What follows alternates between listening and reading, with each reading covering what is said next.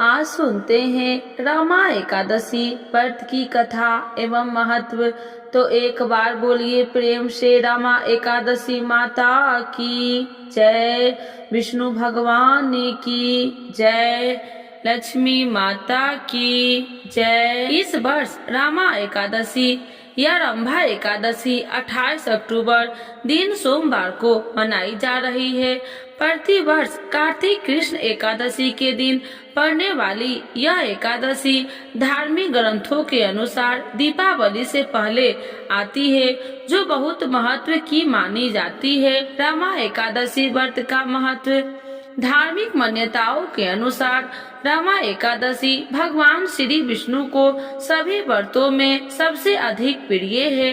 रमा एकादशी को पुण्य कार्य करने के लिए बहुत महत्वपूर्ण दिन माना गया है। पद्म पुराण के वर्णन मिलता है कि जो भक्त सच्चे मन से रमा एकादशी का उपवास रखता है उसे वैकुंठ धाम की प्राप्ति होती है और सभी समस्याओं से मुक्ति भी मिलती है। इस दिन भगवान श्री हरि और माता लक्ष्मी का एक साथ पूजन करने से इसका महत्व और भी बढ़ जाता है। जन्मानस में इस पर्व को रंभा एकादशी के नाम से भी जाना जाता है। धार्मिक ग्रंथों के अनुसार यह व्रत वैकुंठ धाम की प्राप्ति दिलाने वाला भी माना जाता है। हिंदू धर्म में इसे सबसे शुभ और महत्वपूर्ण एकादशी माना गया है। यह कार्तिक कृष्ण एकादशी यानी दीपावली के 4 दिन पहले पड़ती है। पौराणिक ग्रंथों के अनुसार भगवान श्री कृष्ण ने रमा एकादशी के बारे में धर्मराज युधिष्ठिर से कहा था कि इस एकादशी का सच्चे मन से व्रत करने से वाजपेयी यज्ञ के बराबर फल मिलता है। रमा एकादशी व्रत की कथा। तो एक बार बोलिए प्रेम से विष्णु भगवान की जय, लक्ष्मी माता की जय। रंभा एकादशी व्रत की पौराणिक कथा के अनुसार प्राचीन काल में मुचकुंद नाम का एक राजा था। उसकी इंद्र के साथ मित्रता थी और साथ ही यम, कुबेर, वरुण और विभीषण भी उसके मित्र थे। यह राजा बड़ा धर्मात्मा, विष्णु भक्त और न्याय के साथ राज करता था। उस राजा की एक कन्या थी जिसका नाम चंद्रभागा था। उस कन्या का विवाह चंद्रसेन के पुत्र शोभन के साथ हुआ था। एक समय वह शोभन ससुराल से आया। उन्हीं दिनों जल्दी ही पुण्यदायिनी एकादशी रमा भी आने वाली थी।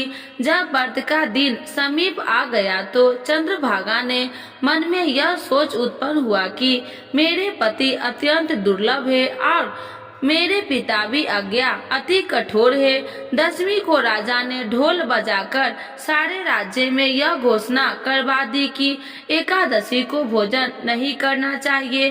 ढोल की घोषणा सुनते ही शोभन को अत्यधिक चिंता हुई और उसने अपनी पत्नी से कहा कि हे प्रिय, अब क्या करना चाहिए? मैं किस प्रकार भी भूख सहन नहीं कर सकूंगा। ऐसा उपाय बताओ कि जिससे मेरे प्राण बच सके, अन्यथा मेरे प्राण अवश्य चले जाएंगे। चंद्रभागा कहने लगे कि हे स्वामी, मेरे पिता के राज्य में एकादशी के दिन कोई भी भोजन नहीं करता। हाथी, घोड़ा, ऊंट, बिल्ली, गौ आदि भी ऋण, अत्र, जल आदि ग्रहण नहीं कर सकते। फिर मनुष्य का तो कहना ही क्या है। यदि आप भोजन करना चाहते हैं तो किसी दूसरे स्थान पर चले जाइए, क्योंकि यदि आप यहीं रहना चाहते हैं तो आपका अभ्यास व्रत करना पड़ेगा। यह ऐसा सुनकर शोभन कहने लगा कि हे प्रिय, मैं अभ्यास व्रत करूंगा, जो भाग्य में होगा वह देखा जाएगा। इस प्रकार से विचार कर शोभन ने व्रत रख लिया और भूख व प्यास से अत्यंत पीड़ित होने लगा। जब सूर्य नारायण अस्त हो गए और रात्रि को जागरण का समय आया तो वैष्णवों को अत्यंत हर्ष देने वाला था, परंतु शोभन के लिए अत्यंत दुखदायी हुआ। प्रातः काल होते शोभन के प्राण निकल गए।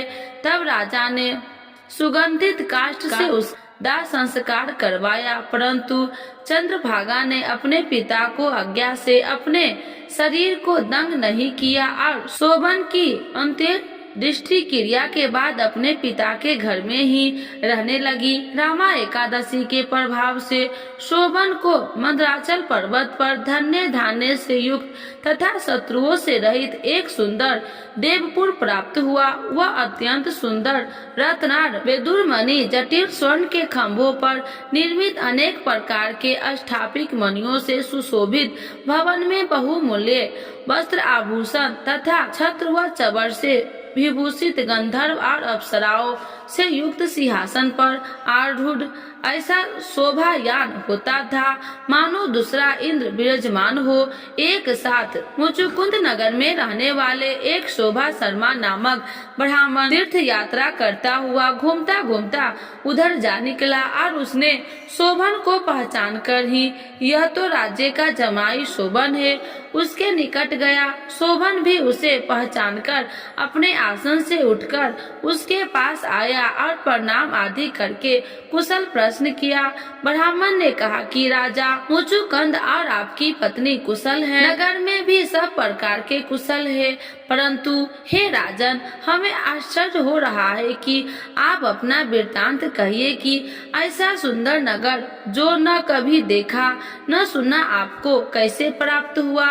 तब शोभन बोला कि कार्तिक मास कृष्ण की रमा एकादशी का व्रत करने से मुझे यह नगर प्राप्त हुआ है, परंतु यह अस्थिरता है, यह स्थिर हो जा ऐसा उपाय कीजिए। ब्राह्मण कहने लगे कि हे राजन यह स्थिर क्यों नहीं है और कैसे स्थिर हो सकता है, आप बतलाइए, फिर मैं अवश्य मैं वह आपका उपाय करूंगा। मेरी इस बात को आप मिथ्या न समझिए। शोभन ने कहा कि मैंने इस व्रत को श्रद्धा रहित होकर किया है, अतः यह सब कुछ अस्थिर है। यदि आप मुचुकुंद की कन्या चंद्रभागा को यह सब वृत्तांत कहे तो वह स्थिर हो सकता है। यह सुनकर उस श्रेष्ठ ब्राह्मण ने अपने नगर लौटकर चंद्रभागा से सब वृत्तांत कह सुनाया।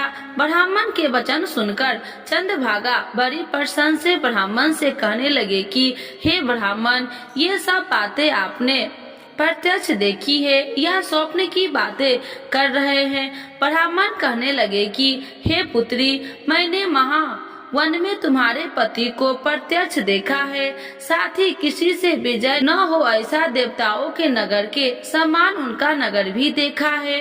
उन्होंने यह भी कहा है कि यह स्थिर नहीं है, जिस प्रकार वह स्थिर रह सके सो उपाय करना चाहिए।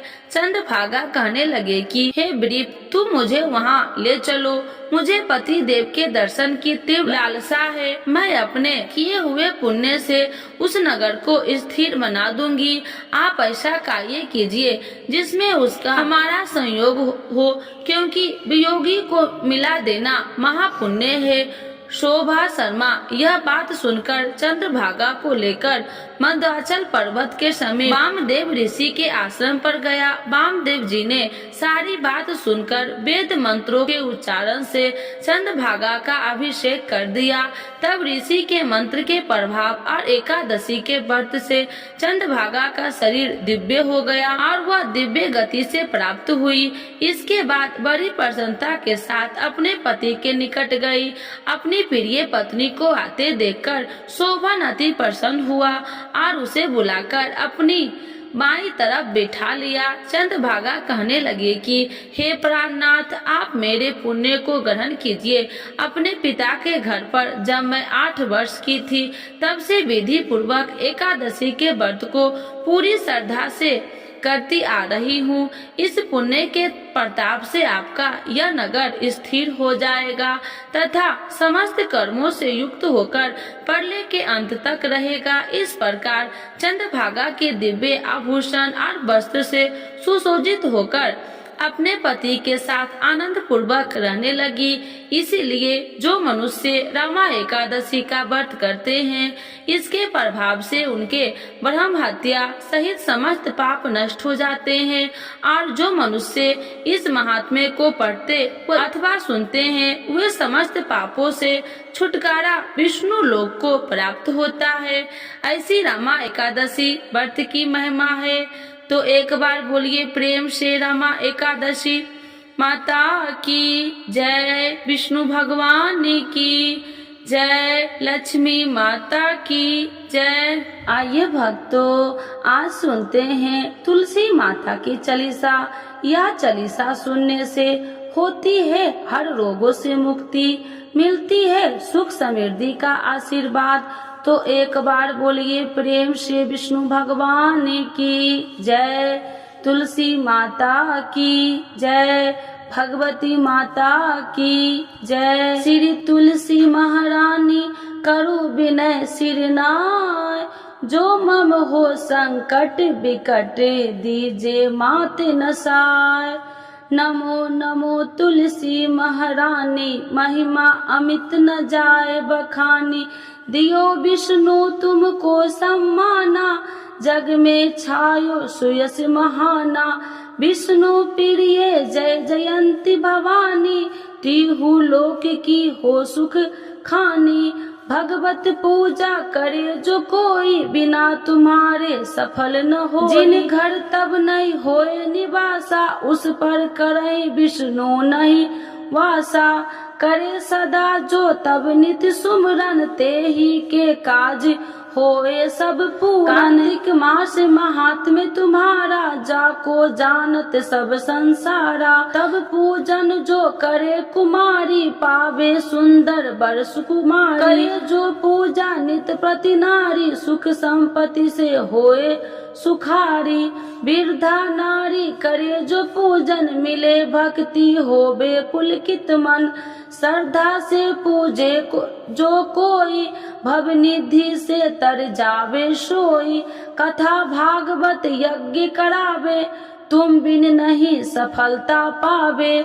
छायो तब प्रताप जग भारी, ध्यावत तुम्हि सकल चितधारी। तुम्हि मात यत्र तंत्र में, सकल काज सीधे होवे क्षण में। औषधि रूप आप हो माता, सब जग में तब यश विख्याता। देव ऋषि मुनि और तपधारी, करत सदा तब जय जयकारी। वेद पुराणन तब यश ज्ञाया, महिमा अगम पार नहीं पाया। नमो नमो जय सुख कारिणी, नमो नमो जय दुख निवारिणी। नमो नमो सुख संपत्ति देनी, नमो नमो अख काटन छेनी।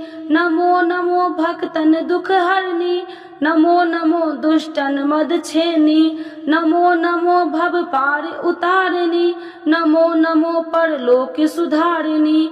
नमो नमो निज भक्तन उबारिणी, नमो नमो जन काज सवारिणी। नमो नमो जय कुमति नशावनी, नमो नमो सब सुख उपजावनी। जयति जयति जय तुलसी माई, ध्याऊ तुमको शीश नवाई। निर्जन जानी मोहि अपनाओ, बिगड़े काज आप बनाओ। करूँ विनय मैं मात तुम्हारी, पूरन आशा करूँ हमारी। शरण चरण कर जोड़ी मनाओ, निस दिन तेरे ही गुण गाऊं। करहु मात यश अब मोह पर दाया, निर्मल होए सकल मम काया। मांगू मात या वर दीजे, सकल मनोरथ पूरन कीजे। जानू नहीं कुछ नेम उचारा, क्षमहु मात अपराध हमारा।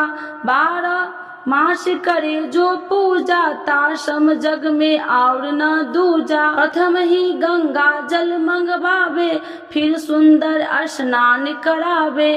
चंदन अक्षत पुष्प चढ़ावे, धूप दीप नैवेद्य लगावे। करे आचमन गंगा जल से, ध्यान करे हृदय निर्मल से। पाठ करे फिर चालीसा की, स्तुति करे मात तुलसी की। यह विधि पूजा करे हमेशा, ताके तन नहीं रहे कलेशा। करे मास कार्तिक का साधन, शोभे नित्य पवित्र सिद्ध होई जाई। है यह कथा महासुखदाई, पढ़े सुने सो भव तर जाई। यह श्री तुलसी चालीसा, पाठ करे जो कोई। गोविंद सो फल पावही, जो मन इच्छा होई। तो एक बार बोलिए प्रेम से विष्णु भगवान की जय, तुलसी माता की जय, भगवती माता की जय, सर्व देवी देवताओं की जय।